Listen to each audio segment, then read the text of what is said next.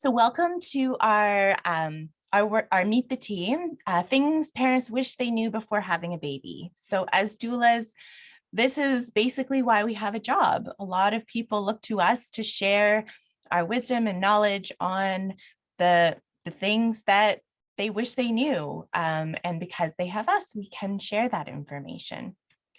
So this month we have a special holiday edition, Surviving the Holidays. So, there's a lot of fun and excitement when it comes to the holidays, but it can also be a little bit tricky to navigate either being pregnant or with a new baby. So our topics for tonight, we have KISS. So one of our doulas is going to be taking us through keep it something, sweetie. And then we're going to have Thrive and Survive a Party. So how to, if you are going to be seeing anyone, how to go about that.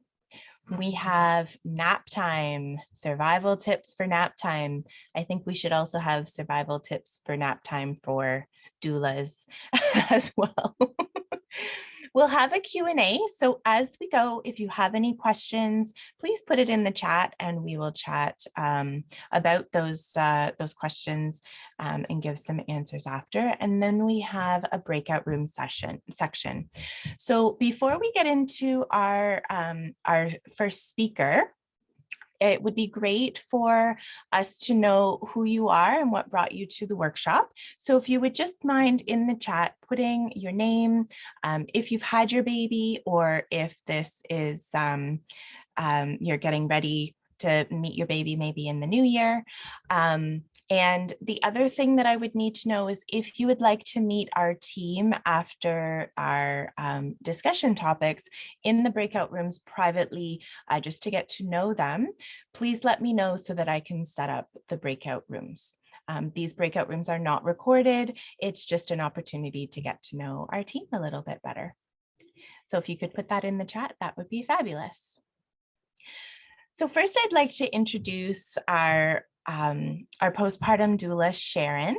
So Sharon's support comes from the heart, and babies and parents feel that. We get lots of reviews on her that they really enjoy that feeling of being cared for by her.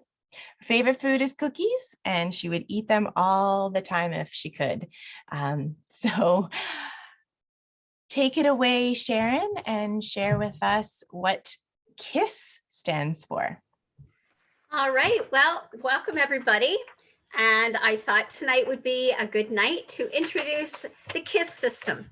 And what the KISS system is keep it simple, sweetie. And I think this is such a great way to think about the holidays, to make this a really a fun but doable holiday when you are just home with a new baby or have a couple of kids at home. So first thing I'd like to tell you is to remind you that this is not a good time for you to be super mom. Too many people just feel like they're obligated to continue with the big dinners, with all the parties, dressing up, doing all the decorations and stuff. And actually, there's no medal for superhero mom. So it's a good time to just chill a little bit. Like the strategy says, keep it simple and enjoy it for yourself a little bit too. So some of the things that I have made notes about is that if you have older kids and they need to have a function at school for any of the holiday seasons, it's just as easy to buy store-bought treat. Sometimes it's even better. Sometimes the schools will even encourage that because of allergies and stuff, so that you don't have to go out of your way to spend a lot of time cooking or making cookies or trying to figure out what would be good for that child occasion. Online shopping, I have to tell you, I was really not an online shopper till COVID hit, and now it's like addictive. So online shopping is going to be your friend.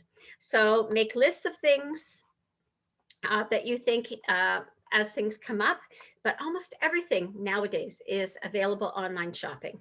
And it's a lot easier than bundling up your little one and getting in the car and going to the mall and doing all these things. So you can even do some price shopping and browse. So use your online shopping. Things that I also suggest is making things ahead of time and freezing them. I know we're getting a little close to party time, but if you do have a little bit of time ahead, double up on your recipes and make those things and freeze them. And it's just easy if people drop in and you've got an extra banana loaf there, or a few things that you've made ahead of time, and you don't have to go to a ton of work. And I think most people appreciate this time of year. A new family doesn't need more stress, and they're very happy with something like that. If you do have gifts that you're buying for friends or family or anyone, gift cards are really welcome. A lot of people really enjoy getting a gift card because you always know what you buy is going to fit and it's the right color. So gift cards are a super easy way to knock off a lot of people on your list. Sometimes making a list and on your phone is a really good way. I still haven't figured that technology out yet, but somebody has told me about that. So you can make your lists, and when you're thinking of stuff, write it down. Unlike me, who has a million little stickies in my book, but there's ways of organizing, and usually that is a good way. As thoughts come up, put it in your phone under notes. Gift bags and tissue are so much easier than gift wrap. The only ones who really seem to enjoy ripping the parcels apart are the little ones, and they're just as happy throwing the tissue paper around, putting the bag over their head. So you don't have to spend time wrapping gifts. You can actually use this time to cut back on actual gifts.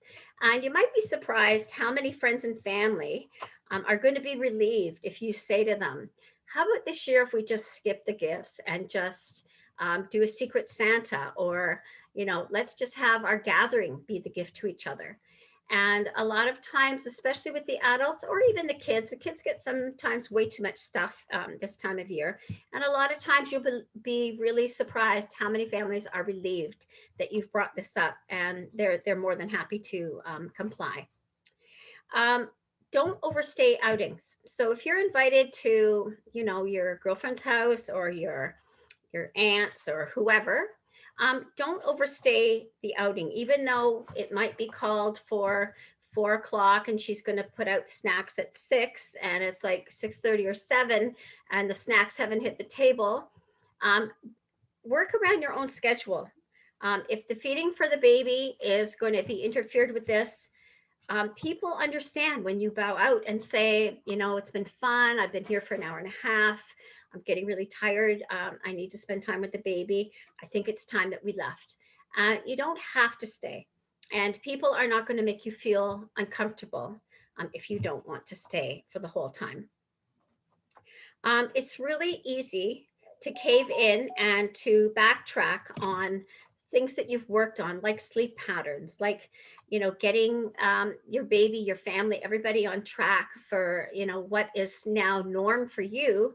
And then all of a sudden the holidays hit and all hell breaks loose, because now you've changed your routine, you've changed things up, and usually at the end of the day, nobody's happy about it. So don't fall into that trap. Stick to your schedule.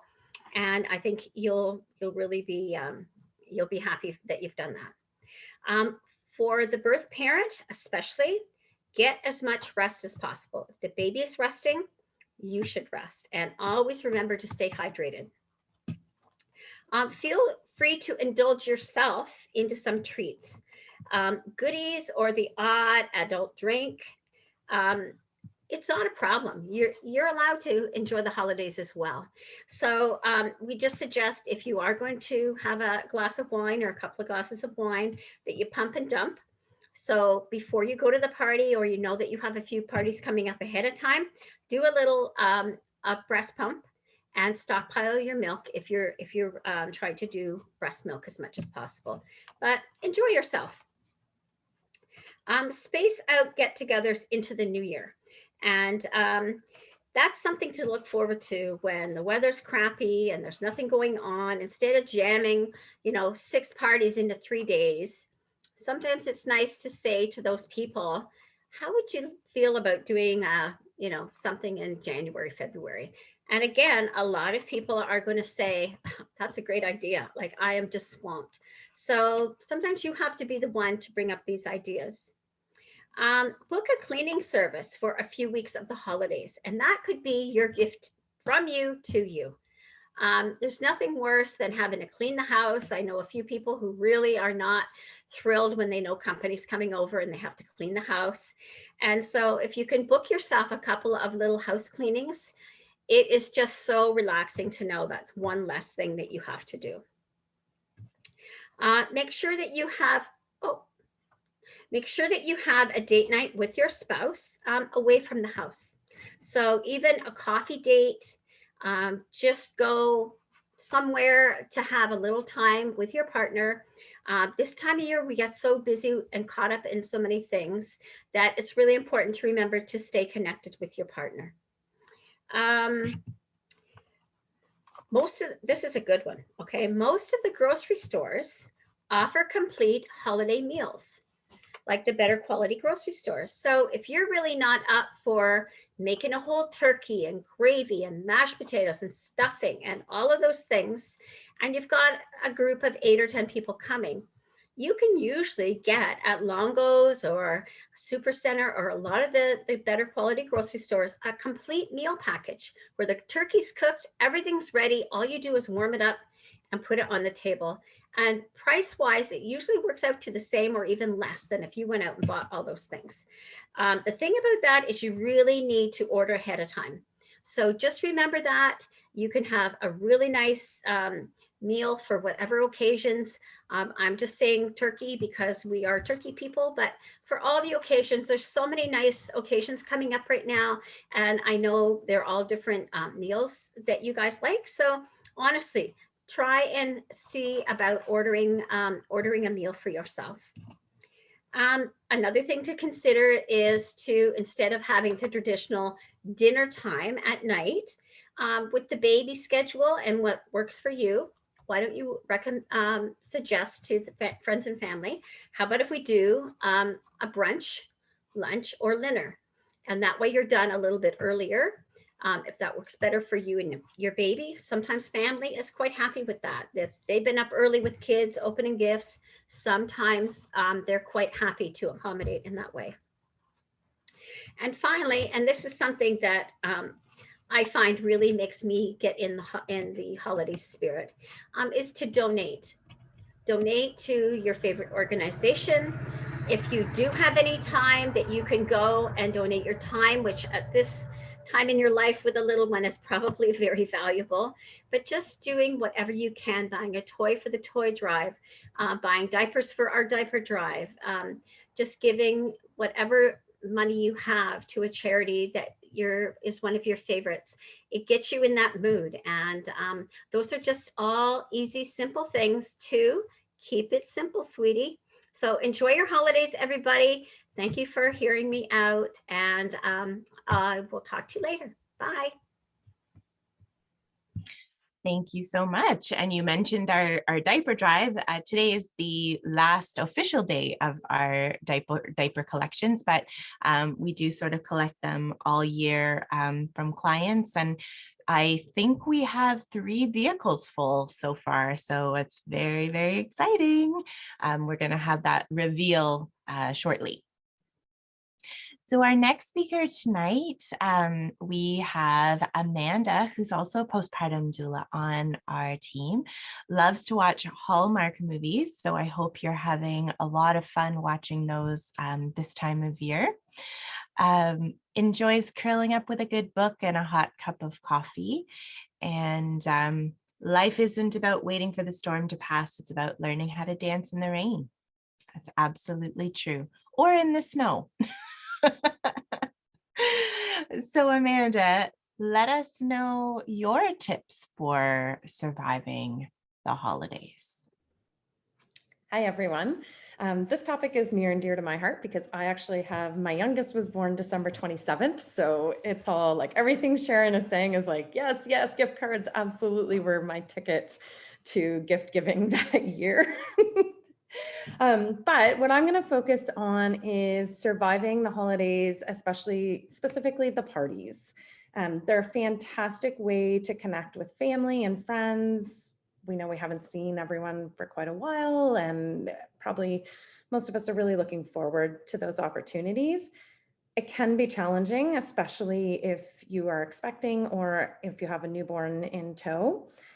Keeping up with the festivities can be quite challenging in terms of physical demands, time demands, and just as if you have a newborn, their schedule as well.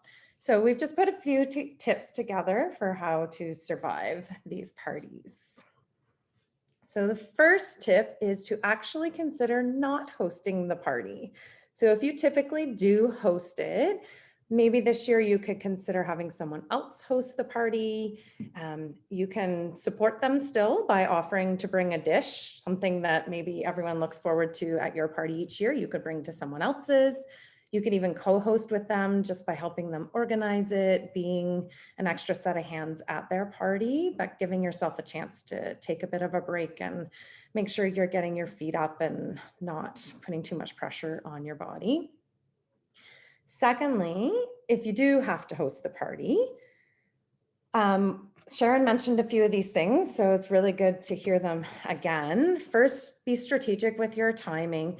By the end of the day, especially if you're expecting, well, actually, if you're expecting or have a newborn, by the end of the day, you're probably really done. So having a party at the end of the day is going to be a lot on your body. So mid-afternoon, you don't have to provide as much in terms of the meal, even earlier in the day if possible. Hire a cleaning crew, because we all know the worst part about a party is cleaning the house before and then having to clean it all over again afterwards. So if you can get a cleaning crew to help with that, or even having a few friends that will stick around and make sure that that part gets done and lets you sit down and put your feet up a little bit. An idea I love, because my family does this for Christmas Eve every year, is to have a potluck. So everyone brings something that they love to have or don't normally get to have, and it's a lot of fun for everyone to try. And then even better is that they take their dishes home with them and you don't have to clean those up either. And if you're lucky, they'll leave some leftovers and then you have some meals too. Again, like Sharon mentioned, you can have the food catered and it doesn't have to be fancy. Of course, you can hire a fancy catering service if you'd like, but there are great grocery stores who offer simple things right down to just fruit and veggie platters, cheese plates, different things like that, and then full meal options as well. And again, ask for help. People are going to offer all through your pregnancy to help. They offer when you have a newborn. This is the time to hit them up and say, yeah, it'd be great if you could help. I need someone to come set up tables and chairs, or I need someone to come put all the dishes out or carry these things from the kitchen out to the dining room. Just put people to work and they'll be very happy to do it. And then one of the great things about that as well is if you have a few friends who you maybe don't get to visit with as much at that party, if you kind of enlist them ahead of time to stick around, you get a little extra chance to visit with them. Third, and I know Petra's going to talk about this and it's going to be great. And Sharon mentioned it. So obviously it's super important is don't miss out on too much sleep. Of course you want, if you have a newborn, for them to get their sleep, but your sleep is really important too. So if you're pregnant, sleeping as much as possible, try not to be heading to bed too late. Try to be as specific as you can about when a party is going to end if you have to host it. But a really nice little way of giving the hint is for you to go to bed and your partner can greet or see the rest of the guests out and they kind of get the hint that you're done for the day. Try and stick with your bedtime routine throughout the whole holidays. It's going to be a very busy time, and the more you stick with a routine, the more your body will allow you to rest and sleep, especially if you're late in your pregnancy and sleep is a hard thing to come by in the first place. And if it is hard to sleep, just make sure you're taking a lot of rests and don't stockpile your day with too many things to do. Again, have lots of people around to help and make sure that you're having them cover off some of the things that you don't really need to be doing. So I guess to summarize, get lots of rest and try to find ways to get more rest. And Petra's going to tell us about more rest. I think that we should rename all of this just surviving the holidays for everyone. I think even though I am not expecting and I do not have little ones anymore, but I need to do all of these things because it's overwhelming to try and manage all the things that we try to fit into such a short period of time.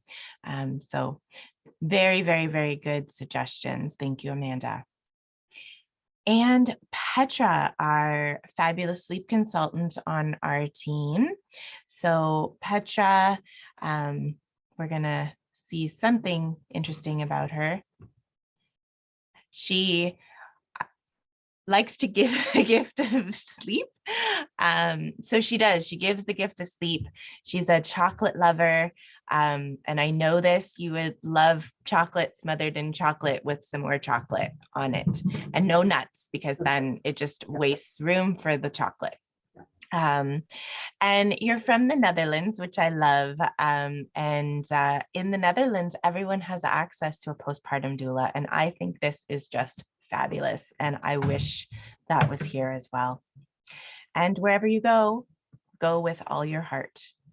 So take it away, Petra, and tell us about sleep. Thank you, Christy. Yes, I'm going to talk about sleep during the holiday season. And the way I like to talk about it is like, yes, when you're pregnant, but we all should do it. We all should pay attention now. So we already got some really great sleep from the previous two speakers. So I'm going to add on a few things. And let's first talk about the importance of sleep. Getting enough sleep is essential for helping you to maintain optimal health and well-being. So when it comes to your health, sleep is as vital as regular exercise and eating a balanced diet. So it's not like, okay, at the end of the day, you need to go to sleep. So it's a really important part of your life. So it goes without saying that when you're pregnant, sleep is even more important. You are growing a baby, staying healthy and well rested is a priority. The amount of sleep that you get while you are pregnant is not only affecting you and your baby, but it can also impact your labor and delivery. So if you are well rested, it can help with a shorter labor. So keep that in mind too. So at the end of the day, don't shove your sleep under the rug. You really want to make sure that you get the sleep you need. So let's talk a little bit on how to manage sleep while you are pregnant. You want to create a very comfortable sleep space, and that can be done with some cushions, some pillows, a nice cool room. Make sure that the environment is really nice, and use the space for sleeping. If you have a bedtime routine, continue to follow it. And if you don't have a bedtime routine yet, just start one. And it can be very simple. It doesn't need to be involved with many different things. But when you have a bedtime routine, it just helps your brain to recognize that it is time to go to sleep. So it means that your circadian rhythm is starting to get ready for sleep, and that's just really helpful. Go to bed around the same time every night and wake up around the same time every morning.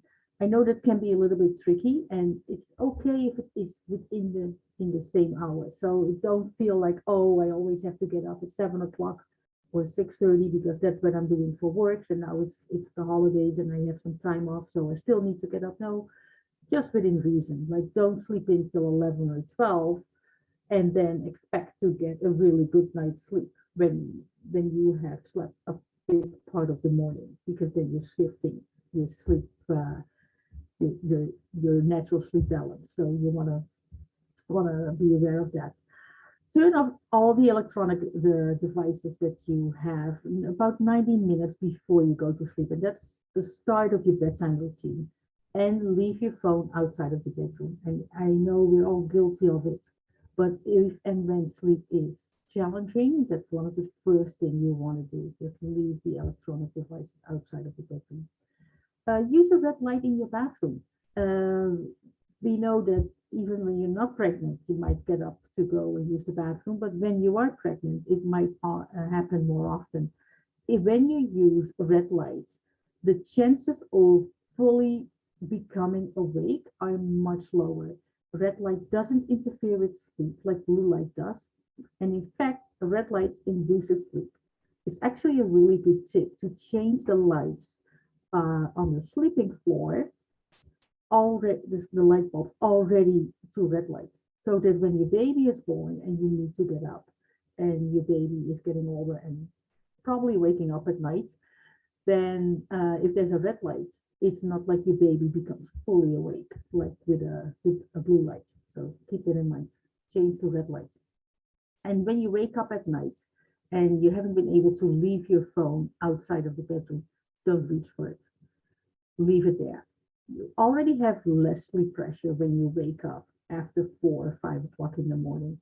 And activating your brain with the blue light from your screen is going to get you more awake than you already are. So you really want to try to avoid that. It will just keep you awake longer and makes falling back to sleep a little bit more challenging. One trick that I use, because even I, as a sleep consultant, and I know a lot about sleep, do wake up sometimes and lying there like, oh, I need to go back to sleep. It doesn't happen. What I'm doing is I'm counting down by 3. And it's much more challenging to go by 3s than it is to go by 2. And I'm starting at 100.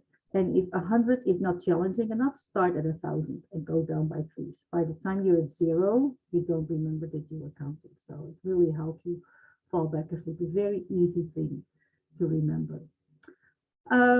Be aware of your food and your drink that you consume. There are a few that can actually help you fall asleep. Almonds, they are very helpful. The old-fashioned cup of warm milk is a really good thing to have in the evening hours when you are starting your bedtime routine. Chamomile tea, kiwi fruit, and tart cherries apparently also helpful. I'm not a big fan of tart cherries, never tried it, but if anybody does, let me know. I would love to hear that. So now let's talk a little bit about sleep during the holiday season while you're pregnant. It can be a challenge because for well, we know the reasons why, but often there are some extra stresses that are coming with during the holiday season. So being stressed and lacking sleep is really not a good combination. So the question is, how do you get as much sleep as possible while there is all this stress hanging around? So make a plan. Like when you have a plan, you have something to go with, and you're not going without any idea where to go. So make a sleep plan for yourself. Only you know how much sleep you need and how much sleep is beneficial for you to have a good energetic days. And also plan it around, and when you are scheduling your activities and when you RSVP to parties, know when to say no. And if you can, avoid the parties that you do not like as much, and you can use excuses as well, I'm pregnant this year and I really want to take it easy, so I'm sorry, I'm not able to go to every party, so I have to take a few off my list that I cannot go. So be aware of that. And you've already heard that if you are the one who's always hosting a party each year, well, this is the year to use the pregnancy excuse and say, okay, I'm not taking on that stress, so somebody else can take over or co-host with somebody else. And sleep when you feel like it. So take a nap, go home earlier, sleep in a little bit, and decline to get-togethers and activities that are really not fitting into your plan. So be really strong with that. Use meditation. There is the Calm app that is really easy to use, and that can be very helpful. You can use it during the day when you say like, okay, I just need a little bit of a break from everything. So use some meditation. Use white noise And that can just really suit your sleeping environment and can really help you to fall asleep and stay asleep. And eat and drink those foods in the evening hours that can help you, like I said, that the almonds, the warm milk, the chamomile tea, kiwi fruit, try cherries. I think bananas are also really good, just from the top of my head. And if you're with a partner, communicate with each other and make sure that you support each other when it comes to your sleep needs. And if it's for some you never know with families, with your in-laws, who's the better communicator with that part of the family. So take one for the team if you are the one who has to tell your family that this year is not the year that they can count on you guys for 100%. So let's talk a little bit about naps for babies. If you are having a baby around the holidays, and keep this also in mind for next year when you are having your baby and you are in the shock of like, okay, how are we gonna do this? The baby and the holidays. So let's talk about that. At any age for babies, naps are important. They affect nighttime sleep. So when a baby has good nap, nighttime sleep will often be much better. And if a baby misses a nap, most babies will be overtired and falling asleep and staying asleep will be really hard. So missed naps can really be problematic. So how are we going to do that with the holidays? Make a plan. I love the plan. So write it down for yourself, for each other, and come up with some strategies. And again, when you have a plan, you know what you're doing. It's just a lot easier to navigate. And if families feel the need to give advice, and believe me, they all know how to give you advice.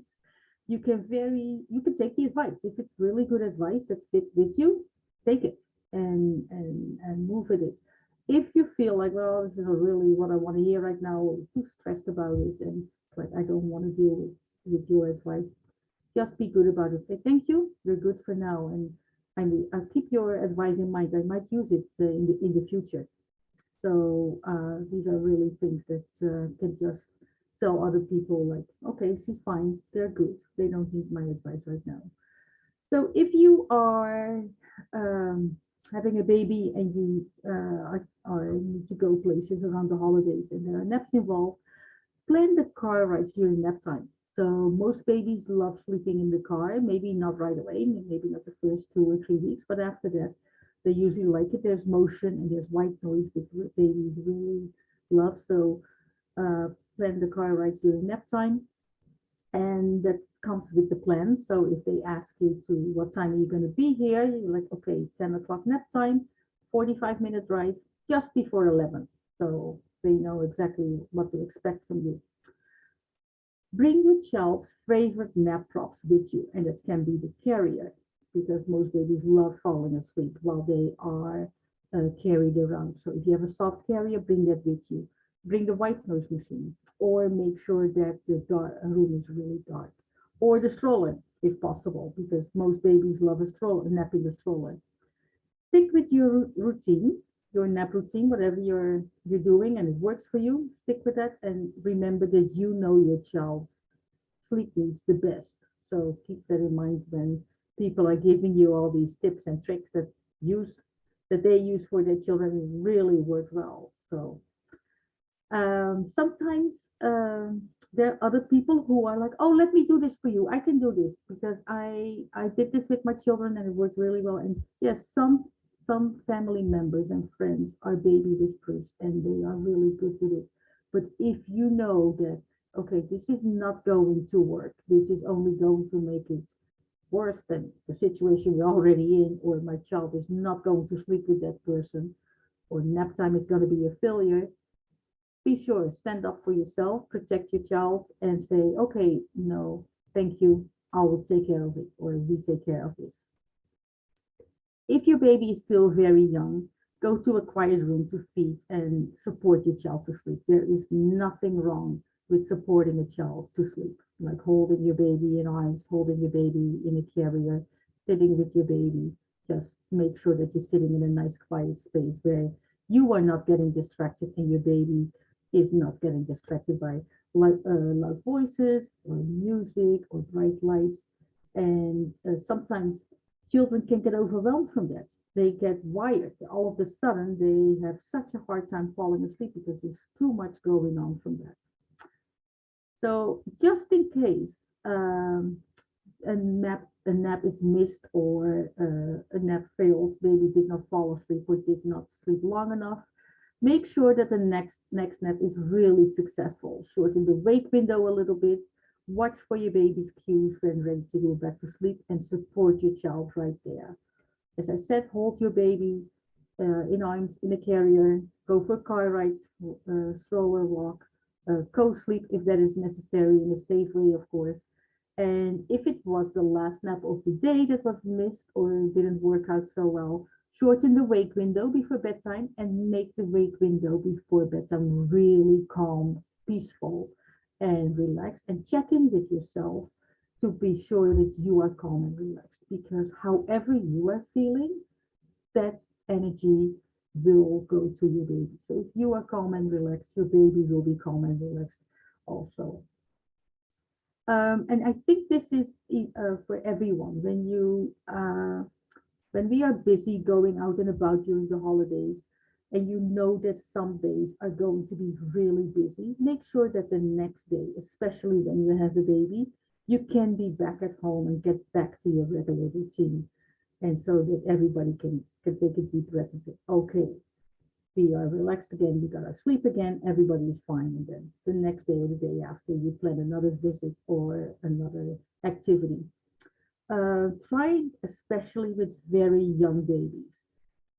If you have visits and activities, really try to only do one a day, because it's not only a lot for the baby, it's also a lot for you as new parents. So don't put too much all in one day and get stressed out about it, and everybody missing sleep at that time. So thank you. I hope it all works out. And any questions, let me know. Thank you. Thank you so much, Petra. So I didn't have anyone message in the chat with any questions. So please feel free to ask those. But we did have a request for a breakout room, which I did set up. So if you are going to be in the breakout room with our doulas, if you wouldn't mind, showing your face on camera, just so that we are able to connect with you, and we will have probably about 10 or 15 minutes. So hopefully you can connect that way. So I'm going to open the breakout room now, and it should send a notice on your screen